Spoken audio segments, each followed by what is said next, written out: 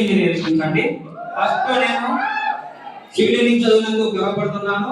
అలాగే civil engineering job చేస్తున్నందుకు గర్వపడుతున్నాను. మొత్తం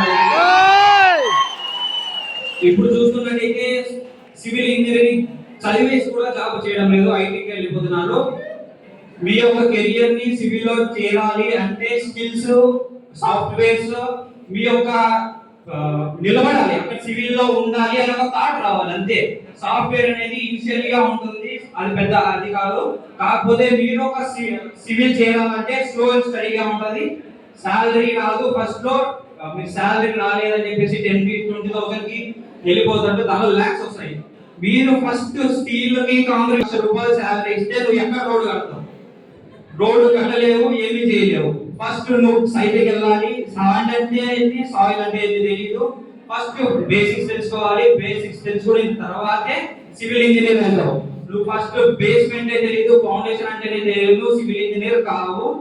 సివిల్ ఇంజనీర్ లో ఉండండి, అదొక సముద్రం, మధ్యలో నిలబడి ఉంటారు. ఆ తర్వాత మీరు ఫ్లోట్ అవ్వండి అంతే.